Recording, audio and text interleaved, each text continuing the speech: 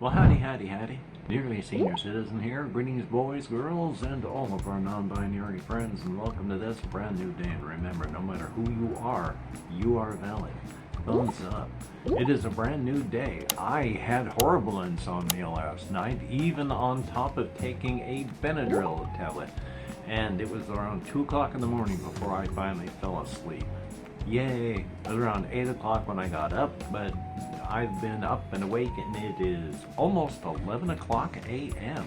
So even though I'm tired, I'm still awake and doing things. So that's good. I mean, I like being able to do things. I don't like being manic, but I like being awake.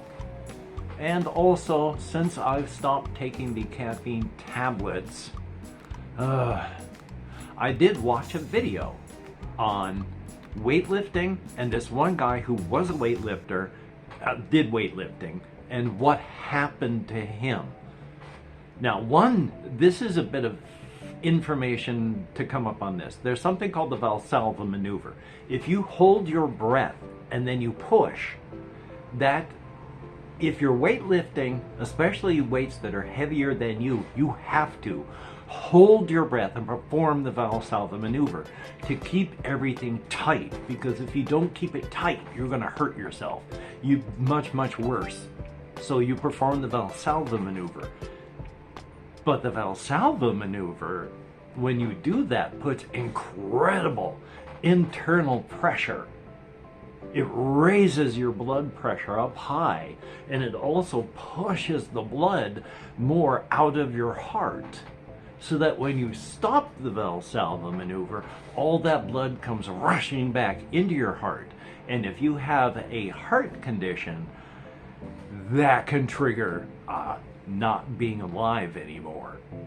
That's one of the things why people die on toilets. They're pushing for a bowel movement, Val Salva Maneuver, holding their breath and pushing. And then when they stop pushing, the blood rushes back in, and then just like Elvis, pitch forward, face forward onto the ground, dead. And it's not something a lot of people know, but you really shouldn't do it except under conditions that require it, like weightlifting. And even at that, I was reading, I mean, even not Val Salva Maneuver. In this one video, I wasn't reading, the one video, they were showing articles. This one 45-year-old man who had been a regular weightlifter for a long time, so he wasn't like just out of the blue, lifted an 80-pound weight, and it blew out the stuff inside of him, and he died. He'd been doing that since forever, and it killed him that day. So our bodies are, but one of the reasons that, I mean, I haven't taken caffeine tablets for long, though I have drank caffeinated beverages since forever. But one of the things that happens, and one of the reasons I'm stopping caffeine tablets, was for the same reason the Ritalin. The Ritalin raised my blood pressure up. Caffeine has been keeping my blood pressure high, so I'm taking the tablet, so hopefully things will relax. Because caffeine, being a stimulant, as much as it calms your mind down so you can function, it is a stimulant. You may feel calm and fall asleep like I would do, but your body is still reacting from the stimulant and raised blood pressure. One of the things it does is damage the inner linings of your aorta and all. But this fellow doing the Val Salva Maneuver, lifting up a huge amount of weight, he didn't know, but he felt pop. And he ended up calling paramedics, and they said, well, you're walking, you're doing this, you're doing that, you're fine. He went home, and then things went south fast. So he called 911, got to the hospital. It took a lot of surgery. He ripped open the aorta right next to his heart. And that's the major blood vessel that feeds all of your important stuff. The big one that pumps that blood straight out of your heart, it feeds your heart. It feeds your lungs. It feeds your brain. Your legs and all that are the last places that get it. and it tore right there. But the thing was, there's a lining around your aorta, and it was bleeding between the aorta and the lining, and not just out into the rest of his body. And then it clotted. But because it didn't clot in the rest of his body, they were able to take stuff out. They got rid of various blood clots that were in vessels. He lived. A lot of people don't. So be careful if you do weightlifting. And yeah, like I said, I've stopped taking caffeine tablets. I drink caffeinated beverages, but just like Ritalin, that shining city on the hill, caffeine tablets I can't do. Yay! Life is life. Still, I've had recorded and edited and rendered at least one half, got to finish out the other half of the Amid Evil Black Labyrinth DLC. It's very dark so far, so I've been cranking up the exposure in editing. Hopefully people enjoy that, but I haven't just been doing only Fallout because I don't want to burn out on Fallout. So that's good. I mean, burnout is bad, and I being, hyper-focused and squirrel moments at the same time, I gotta be careful. So I'm going back to the game. I know what I'm doing, and I'm probably going to be playing and recording for today, and then I've got some solo stuff that I still got to get done. Oy vey. I really, excuse me, because of my meds, because of my insomnia, I have not gotten a lot done lately. Even with the energy. If I don't actually physically get up and do something, I have more time blindness than I do normally. So that's great. I have to be very careful that way because it does my ADHD no good. If I'm not focusing, not hyper-focusing, but just if I'm not focusing, it goes by even quicker. So, yay.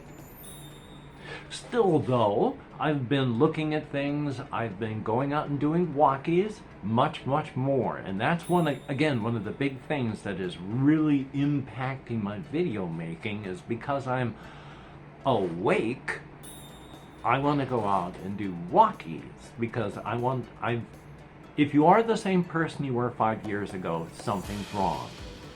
5 years ago, I was doing all my walking at night because of my anxieties and trying to stay away from people as much as possible because of my anxieties. I have been trying to go out during the daytime as much as often now to be more around people and such.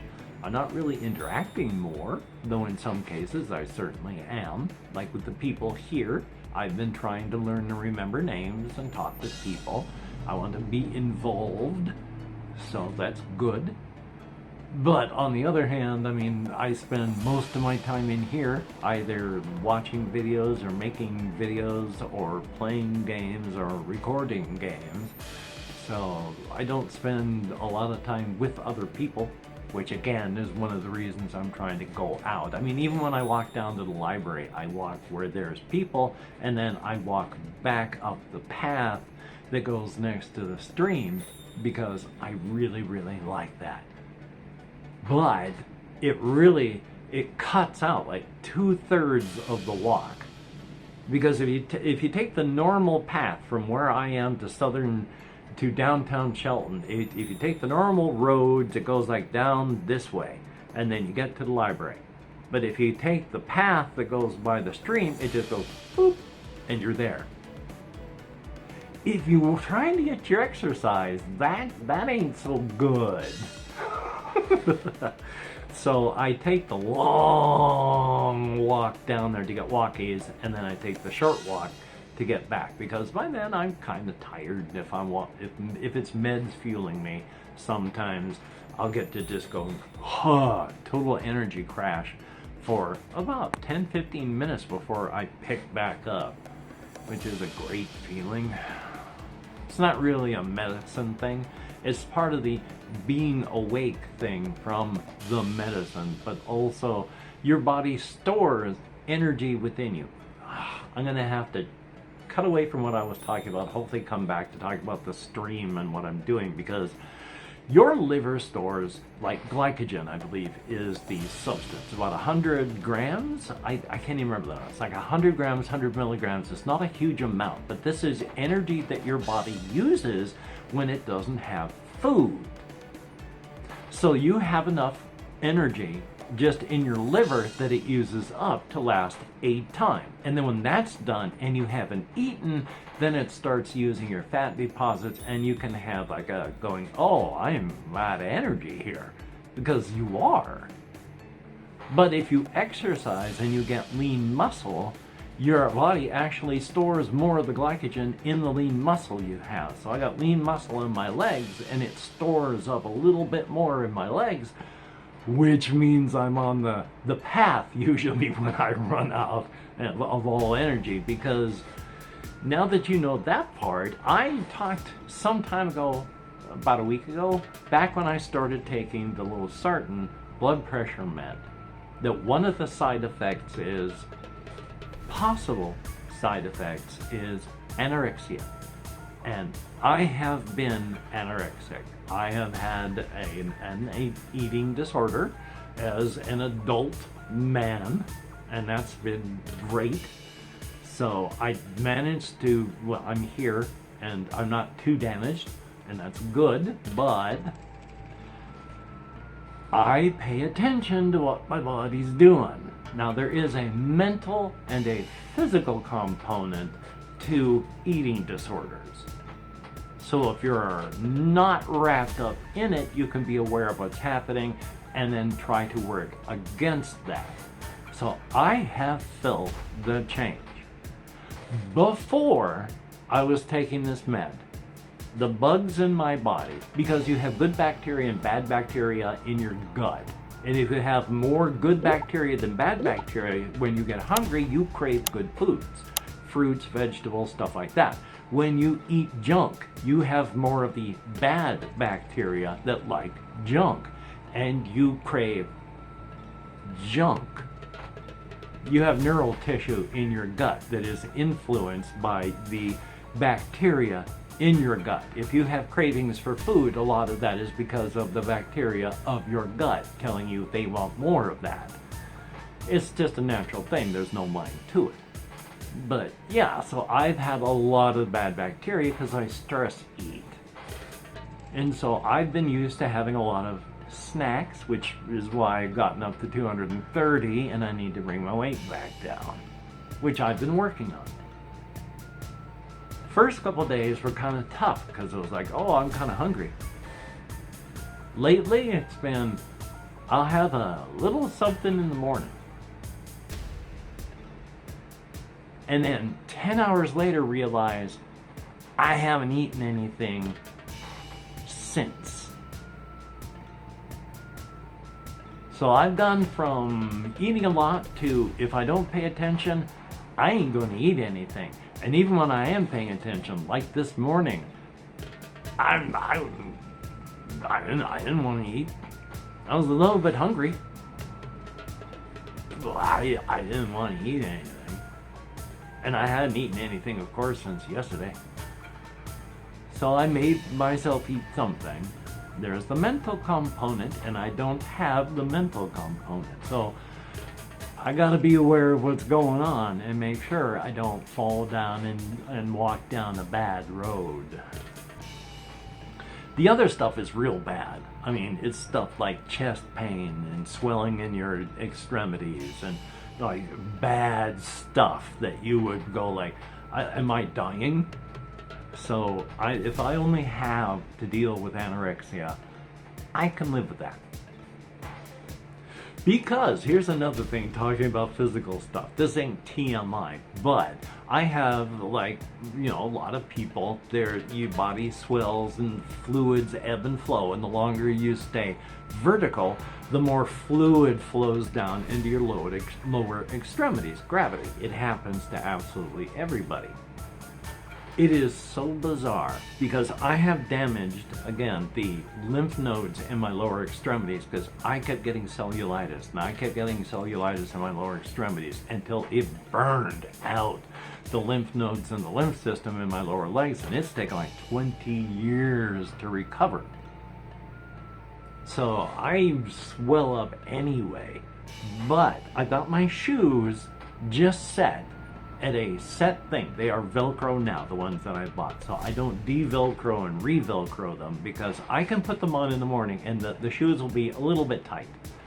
And then later on, they'll be so loose. They're like loose, floppy clown shoes. And then later on, they'll be so tight because my feet have swollen up. It's almost painful. And then I go walking and then they're loose and floppy again. So yeah, fluid redistribution is fun. If you get older, what you should be doing is wearing support stockings. And actually, even if you're younger, because I've talked with a lot of people who are younger back when I worked in nursing, you know, we were on our feet all the time. And a lot of younger people were wearing support stockings because when you're on your feet all the time, it helps. So thumbs up for that. Past that, I've been trying to think of my creative stuff. I've been thinking of settings and characters and situations. Nothing that I can remember at the moment, of course. But I'm still working on things, and I do want to talk about them, and hopefully I'm going to. In fact, to remember something, I was thinking about last night about the cosmic horror Hoki, and it's another cosmic horror, sort of, in that it almost fits. It is a being that is existing, you know, a being that we cannot fathom and existing in a way that we can't understand, but oh boy, does it have our health and our welfare in mind, because it is Dreym, D-R-E-Y-M, and it is a gigantic, who knows, that feels bad and sorry for all of us out here in the cold and dark, the Ungotten. We are the Gokura, all of us with no power. We are the endless, the numberless, because we are constantly spawning. Just each one of us is spawning an almost infinite number of universes within this multiverse. Every tick of the Planck clock, the smallest possible second unit of time, each one of the quarks in your body is spawning an almost infinite number of universes. We are the Gokura, the endless. But because we are out in the cold and dark, and because we have no power, they feel sorry for us. And so every night we take a quantum voyage to Dreym, the Dreylands, our minds. It's a location and a being, and every being in every universe, in all out here in the Ungotten, the cold and dark, goes there when we dream. There are several layers to the Dreylands. There's the top layer where most people dream, and there's what's known as the Bachka if you are lucid or you live there, or Bashka if you're a dreamer. Because when you dream and you go there, you are in an area that is conforming to you.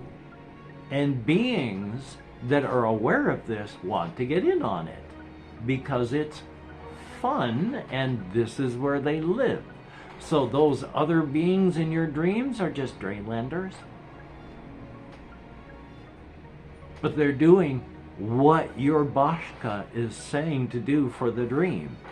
And the higher your Bashka, the better you're able to remember things and comprehend what's happening, and the lower, the more incomprehensible your dreams.